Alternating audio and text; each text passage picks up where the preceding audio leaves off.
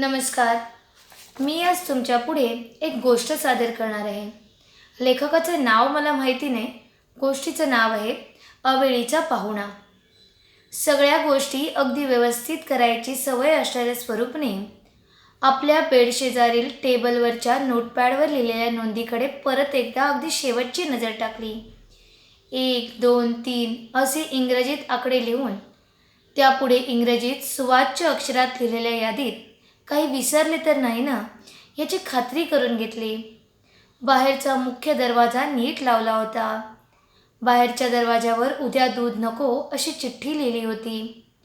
घरातील सगळे नळ नीट बंद केले होते. उगाच एखादा नळ चालू राहिला तर त्याच्या आवाजाने शेजारच्या सदनिकेतील कोणी ठणाणा करत येऊ नये. आता संध्याकाळचे 7 वाजले होते. उद्या कमीत कमी दुपारचे 1-2 पर्यंत तरी कोणीही येऊन बेल मारू नये अशी काळजी त्याला घ्यायची होती. बाहेरच्या जेवायच्या टेबलावर त्याने चिठ्ठी लिहून ठेवली होती त्याच्या आईवडिलांसाठी. ते तिकडे दूर सांगलीला होते. पण हे सगळे झाले म्हणजे ते येणारच. त्यांना काहीही त्रास नको व्हायला. पाण्याचा ग्लास बेडशेजारी होताच. मोबाईल बंद केला होता. बाहेरचा दिवा बंद करायचा. बरोबर रात्री 9 वाजता शेजारच्या बाटलीतील सगळ्या झोपेच्या गोळ्या खायच्या आणि शांतपणे झोपेच्या अधीन व्हायचे, परत कधीही न उठण्यासाठी. आपले मृत्यूपत्र करून त्याने आपल्या कपाटात सहज सापडेल असे ठेवले होते.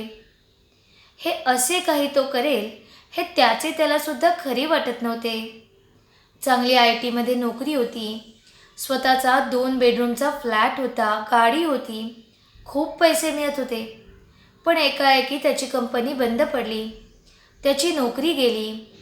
गेले 6 महिने तो नोकरी हुडकत होता. पण सगळीकडे नन्नाचा पाढा. त्याचे सगळे सेव्हिंग्ज संपत आले होते. पुढच्या महिन्याचा या फ्लॅटचा EMI त्याला भरता येणार नव्हता. आईवडिलांनी एवढे कष्ट करून शिकवले, पण हा असा बेकार. काय म्हणतील ते? जग काय म्हणेल? या फ्लॅटचा हप्ता, गाडीचा हप्ता तो कसा काय भरणार होता? विचार करून त्याचे डोके फुटायची वेळ आली होती. शेवटी खूप विचार करून त्याने हा मार्ग निवडला. आत्महत्या हा एकच मार्ग आता त्याच्या पुढे होता. तो भेकड नव्हता, असहाय्य होता. पूर्ण विचारांती हा निर्णय होता. त्याला त्याच्या आवडत्या स्टार ट्रेक मालिकेतील एक वाक्य Athawale. Highly illogical decision logically arrived at. त्याही अवस्थेत त्याच्या चेहऱ्यावर एक हलकेसे स्मितहास्य आले. सगळी तयारी झाली होती. त्याने घड्याळात पाहिले. संध्याकाळचे 7 वाजत होते. त्याने झोपेच्या गोळ्यांचे झाकण उघडले. भरपूर गोळ्या आहेत की नाही त्याची खात्री करून घेतली. आता त्याला फक्त 2 तास काढायचे होते. दिवाणखान्यात जाऊन दूरदर्शनवर कुठली तरी सिरियल पाहावी असा विचार करून तो उठला. तेवढ्यात त्याच्या दाराची बेल कोणीतरी वाजवली. आता या वेळी कोण आले असे म्हणत तो दरवाजा न उघडता तसाच उभा राहिला. कोण असेल ते बेल वाजवून जाईल असे त्याला वाटले. तो बेकार झाल्यापासून त्याच्या मित्र म्हणवणाऱ्या सगळ्यांनी त्याच्याकडे यायचे बंद केले होते. याचे रोजचे रडगाणे काय ऐकत बसायचे आणि पार्ट्या करायला स्वरूपकडे पैसे कुठे होते? पण परत एकदा बेल वाजली. स्वरूप आता दिवाणखान्यात जाऊन उभा राहिला. दिवा बंद करावा का? म्हणजे जे असतील ते निघून जातील. पण बाहेर जो कोणी असेल त्याने दिवा पाहिला असणार. तो पायांचा आवाज न करता दारापाशी गेला आणि आयहोलमधून बाहेर पाहिले. बाहेर एक कोणीतरी अनोळखी मुलगा उभा होता. त्याच्या हातात एक वही होती आणि गळ्यात एक पिशवी होती. थोडेफार बोलून याला लवकरात लवकर कटवले पाहिजे असा विचार करून दार न उघडताच स्वरूप म्हणाला, कोण आहे? मला आत्ता काहीही विकत घ्यायचे नाही. काका, मी अरुण रामचंद्र जुन्नरकर, पलीकडे असलेल्या विद्यामंदिर शाळेचा विद्यार्थी आहे. दिवाळीच्या सुट्टीचा अभ्यास म्हणून आमच्या रेगे सरांनी आम्हाला काही वस्तू विकायला सांगितल्या आहेत. काही पुस्तके आहेत, उदबत्त्या आहेत, मेणबत्त्या आहेत, फेस पावडर आहे. तुम्ही फक्त बघा. माझ्याकडे माझे ओळखपत्र पण आहे. मी फार वेळ घेणार नाही तुमचा. तो मुलगा अगदी गडबडीने बोलत होता. बहुधा अनेक ठिकाणी असा संवाद त्याने केला असावा. दरवाजा न उघडण्याचा अनुभव त्याला बऱ्याच ठिकाणी आला असावा. गेल्या 6 महिन्यात नोकरीच्या शोधात अनेक ठिकाणी नकार मिळाल्याने नकार घेतल्यावर काय वेदना होतात याची त्याला कल्पना होती. स्वरूपला या मुलाबद्दल जरा आत्मीयता वाटली. त्याने जरा नाखुशीनेच दरवाजा उघडला. तो मुलगा बाहेरच उभा होता. तपकिरी रंगाची फुल पॅन्ट आणि नीट खोचलेला पांढरा शर्ट. त्यावर त्याच्या शाळेचा लोगोसुद्धा होता. आपल्या गळ्यात अडकवलेले ओळखपत्र स्वरूपकडे करत तो मुलगा मोठ्या अदबीने म्हणाला, धन्यवाद काका दरवाजा उघडल्याबद्दल. हे माझे ओळखपत्र. असू दे, ये आत. तो मुलगा आपल्या चपला बाहेरच काढून आत आला. तो बराच दमलेला दिसत होता. काय रे, पळत आलास की काय? नाही काका, तुमची लिफ्ट बंद आहे त्यामुळे जिना चढून आलो. अरे बापरे, तू 5 जिने चढून आलास? थांब, तुला पाणी देतो. स्वरूपने त्याला पाणी दिले. त्याच्या आईची शिकवण. घरी कोणीही आले तरी पहिल्यांदा त्याला पाणी द्यायचे. आईच्या वडिलांच्या आठवणीने त्याला एकदम गलबलून आले. हे बघ अरुण, मी जरा गडबडीत आहे आणि मी तुला सांगितले तसे मला आत्ता तरी काहीही विकत घ्यायचे नाही. स्वरूप गडबडीने म्हणाला. या मुलाला लवकरात लवकर जायला सांगायला पाहिजे. हो काका, मला तुम्ही ते मगाशीच सांगितले आहे. पण आमच्या रेगे सरांनी सांगितले आहे की वस्तू विकल्या नाहीत तरी चालतील, पण त्या फक्त दाखवून आलास तरी चालेल. मग मला माझ्या वहीत तुमचे नाव आणि पत्ता नोंद करता येईल. बरं दाखव, पटकन दाखव, मला काम आहे. अरुणने मग आपल्या पिशवीतून काही पुस्तके, उदबत्त्या, मेणबत्त्या, पावडर अशा 4-5 वस्तू काढून दाखवल्या. त्या दाखवताना तो त्या कशा चांगल्या दर्जाच्या आहेत आणि सगळ्यांना त्या कशा आवडतात असे वर्णनसुद्धा करत होता. स्वरूपला त्याची ही योग्य शब्दात सांगायची पद्धत आवडली. स्वरूप स्वतः अनेक ठिकाणी प्रेझेंटेशन करत असल्याने कमी शब्दात आपल्याला काय सांगायचे आहे हे सांगणे किती महत्त्वाचे आहे याची त्याला कल्पना होती. हे असे दारोदार वस्तू विकायचे तुला कुणी आणि कशासाठी सांगितले? सगळ्याच मुलांना सांगितले आहे का? स्वरूपने थोड्याशा कुतूहलाने विचारले. आमच्या शाळेच्या रेगे सरांनी. ते आमच्या शाळेचे मुख्याध्यापक आहेत. दिवाळीच्या सुट्टीत अशी बरीच कामे त्यांनी आम्हा मुलांना सांगितली आहेत. काय काय कामे सांगितली आहेत? या वस्तू विकायच्या, त्याचा योग्य हिशोब ठेवायचा, 3 किंवा 4 वेळा बँकेत जाऊन वडिलांचे पैसे भरायचे, चेक भरायचा, बाजारात जाऊन भाजी विकत आणायची, एखाद्या दुकानात जाऊन घरी नेहमी लागतात त्या वस्तू विकत आणायच्या. अरे वा, फारच छान. म्हणजे तुम्हा मुलांना बाहेरच्या जगाची ओळख होते, समाजात कसे वागावे हे समजते. फार सुंदर कल्पना आहे ही. स्वरूपला त्याही अवस्थेत ही कल्पना आवडली. भेटायला हवे या रेगे सरांना एकदा. मग एकदम त्याला लक्षात आले की आता केव्हा भेटणार तो रेगे सरांना. अशा कितीतरी गोष्टी करायच्या राहून जाणार. असू दे आता, ठेवून दे या सगळ्या वस्तू. हो काका, तुम्ही काहीतरी घेतले असते तर बरे झाले असते. या मेणबत्त्या तरी घ्या, इथले दिवे सारखे जातात, तुम्हाला उपयोगी येतील. अरे अरुण, मी नको म्हणालो ना. मग नकोत, आणि तसा माझ्याकडे इन्व्हर्टर आहे. स्वरूप जरा तिसडेपणाने म्हणाला. जात का नाही हा मुलगा? अरुणने त्या सगळ्या वस्तू नीट उचलून आपल्या पिशवीत ठेवायला सुरुवात केली. स्वरूपला एकदम शरमल्यासारखे झाले. पण या वस्तू घेऊन आता काय करणार होता तो? काय रे अरुण, माझ्यासारखे वस्तू न घेणारे तुला भेटत असतीलच ना? मग तुला वाईट वाटत नाही? आमचा राग येत नाही? काका, मी जेव्हा पहिल्यांदा या वस्तू विकायला सुरुवात केली तेव्हा अगदी पहिल्याच दिवशी भरपूर वस्तू विकायच्या असा निश्चय करून मी बाहेर पडलो.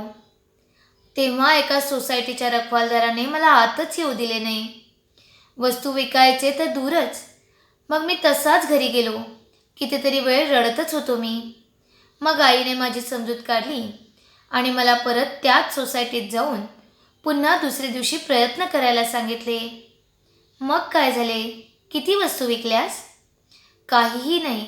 पण मी सोसायटीच्या सेक्रेटरींना भेटून त्यांची परवानगी मागितली आणि 3 सदनिकेपर्यंत पोचू शकलो. त्या लोकांनी काहीच घेतले नाही. दोघांनी आम्हाला काहीही नको असे दरवाजा न उघडताच सांगितले आणि एका आजोबांनी दरवाजा उघडला, पण माझे सगळे ऐकून न घेताच मला काहीही नको असे म्हणून दरवाजा धाडकन बंद केला. ते खूप वैतागलेले होते. अरे रे, मग तू काय केलेस? त्या दिवशी सुद्धा मी खूप रडलो. माझ्या तोंडावर हे लोक दरवाजा कसा काय बंद करतात? मी काही भिकारी होतो का? भिकारी लोकांची सुद्धा असे वागू नये. मला तो अपमान सहन झाला नाही. मग मी आमच्या रेगे सरांना भेटलो. अगदी रडतच त्यांना माझा अपमान सांगितला. मी एवढा वर्गात पहिला येणारा मुलगा, माझ्याशी लोकांनी असे वागावे? मग तुझे रेगे सर काय म्हणाले? स्वरूपने उत्सुकतेने विचारले. ते माझ्या जवळ आले आणि माझ्या पाठीवरून हात फिरवत म्हणाले, एक गोष्ट नेहमी तुला लक्षात ठेव. ते तुला हाकलून घालत नाहीत. तू विकणाऱ्या वस्तूंना हाकलवत असतात. त्यांना तू नको असतोस असे नाही. त्यांना तू विकणाऱ्या वस्तू त्यावेळी नको असतात. तू चुकीच्या वस्तू चुकीच्या माणसांना तरी विकत असतोस किंवा त्या चुकीच्या वेळी तरी विकत असतोस. तुला वाईट वाटायचे काहीच कारण नाही. अपमान झालाच असेल तरी त्या वस्तूंचा, तुझा नाही. आणि हे बघ, विक्री करणे ही एक कला आहे. ती कष्टपूर्वक आत्मसात करावी लागते. तेव्हा ही कला शिकताना तू किती वस्तू विकल्यास हे महत्त्वाचे आहेच.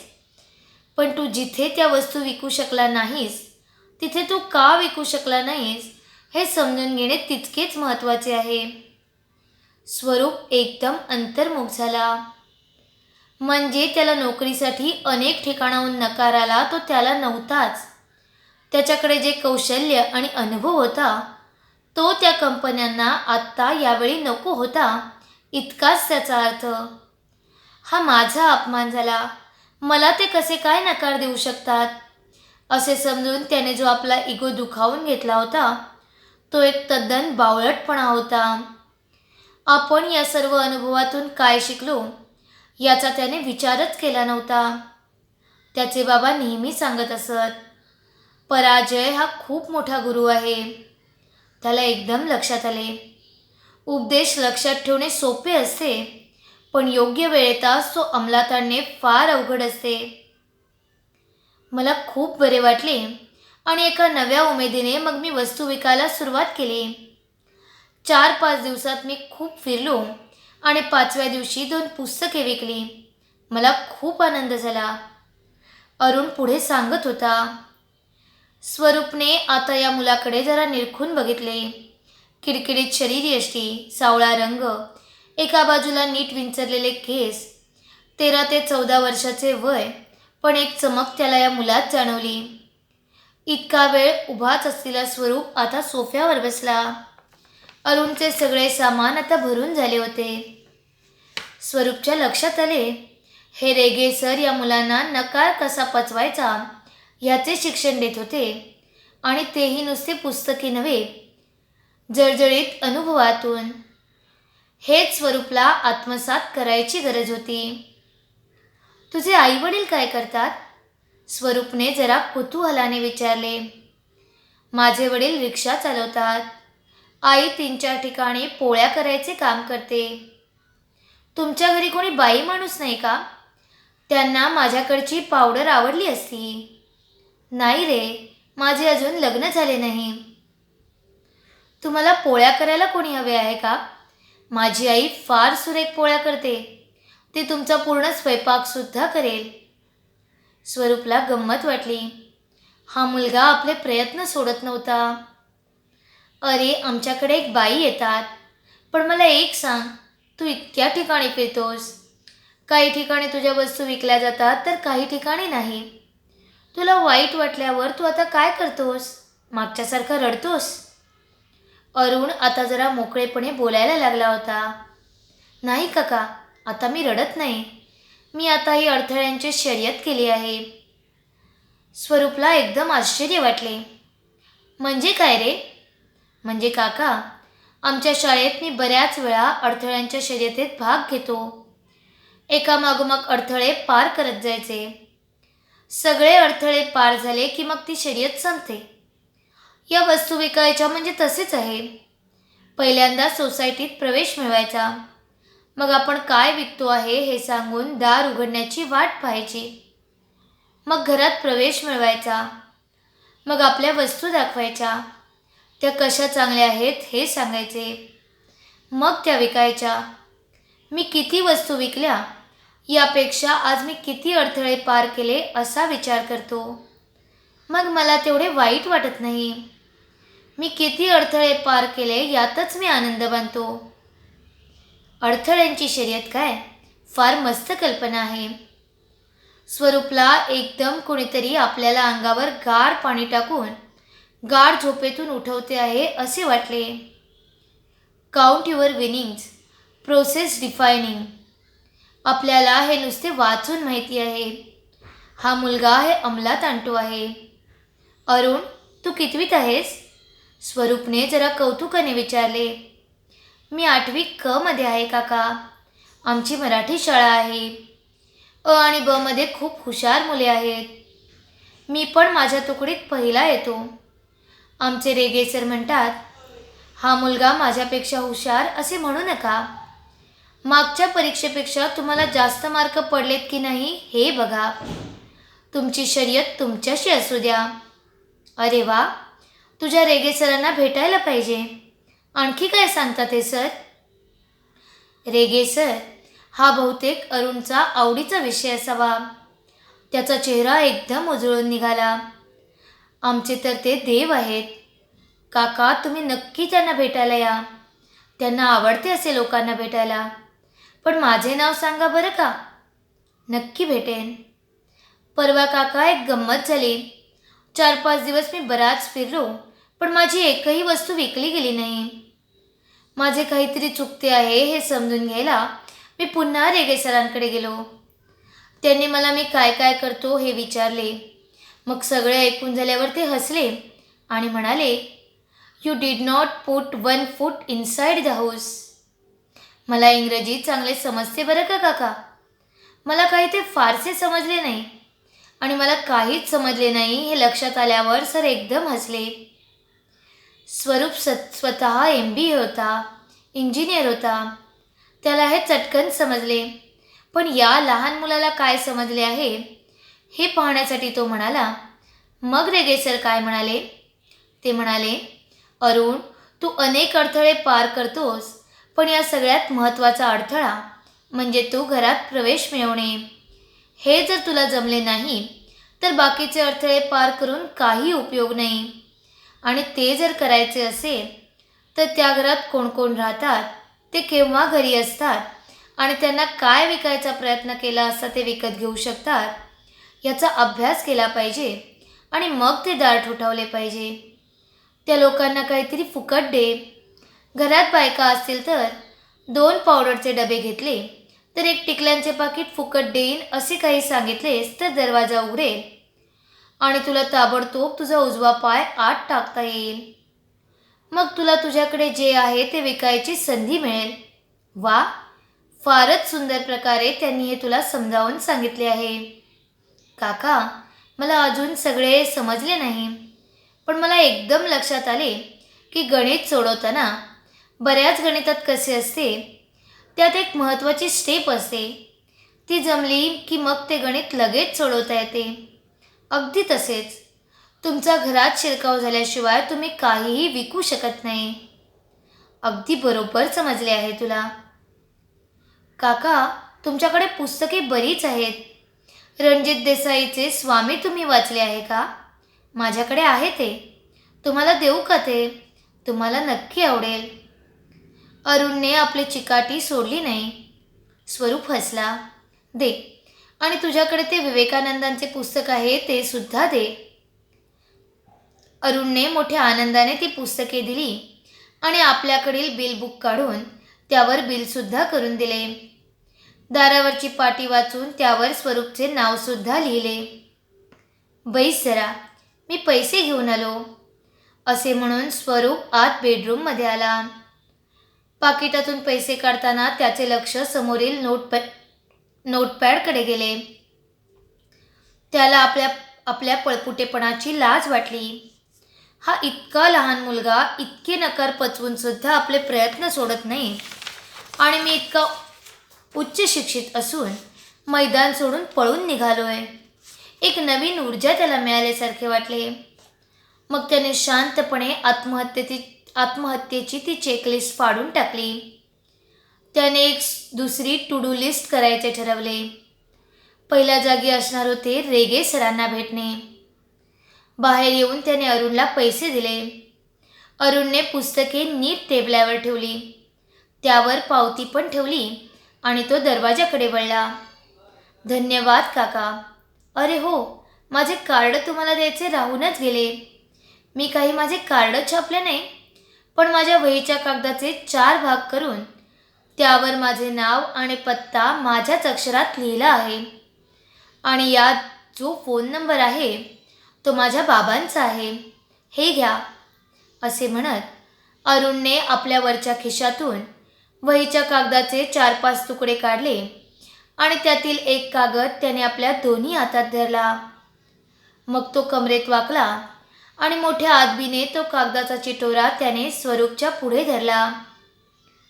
स्वरूप नोकरीत असताना त्याने कित्येक जणांना आपले व्हिजिटिंग कार्ड दिले होते आणि कितीतरी जणांचे स्वीकारले होते. खोटा खोटा आदर दाखवत, अगदी कमरेपासून झुकून आपले दोन्ही हात पुढे करून. पण या मुलाचे ते वहीच्या एका चौकोनी तुकड्यावर बालिश अक्षरात, अगदी मराठी अक्षरात लिहिलेले ते व्हिजिटिंग कार्ड घेताना त्याला जेवढा आदर वाटला तेवढा कधीच वाटला नव्हता. त्याने दोन्ही हात पुढे करून आपल्या हाताच्या ओंजळीत तो चिटोरा घेतला. अगदी खऱ्याखुऱ्या आदराने घेतला. मग तसाच तो आपल्या कपाळाला लावला. मग अगदी अनावर झालेले अश्रू आवरत स्वरूपने त्या मुलाचा हात आपल्या हातात घेतला. अगदी एखाद्या आंतरराष्ट्रीय कंपनीच्या प्रेसिडेंटचा हात हातात घ्यावा तसा. आणि तो म्हणाला, it is my privilege to meet you sir, and I mean it. आपल्याला हे काका सर म्हणाले म्हणून असेल, किंवा स्वरूपने एवढा आदर दाखवला म्हणून असेल, पण अरुण एकदम लाजला आणि जिन्याकडे वळला. भरभर जिना उतरून नाहीसा झाला. स्वरूपला म्हणावेसे वाटले, अरे तू कसा लाजतोस? मीच लाजले पाहिजे. थोडे वाईट दिवस काय आले, मी तर पळूनच जात होतो. त्या मोकळ्या जिन्याकडे पाहत स्वरूप कितीतरी वेळ गेल्या 15-20 मिनिटात घडलेल्या घटनेचा विचार करत निशब्द उभा राहिला. त्याला वाटले, हा अरुण नको त्यावेळीचा पाहुणा म्हणून आला खरा, पण जाताना माझ्या जीवनात अरुणोदय करून गेला. जर तुम्हाला ही गोष्ट आवडली असेल तर लाईक करा, शेअर करा आणि चॅनलला सबस्क्राईब करायला विसरू नका.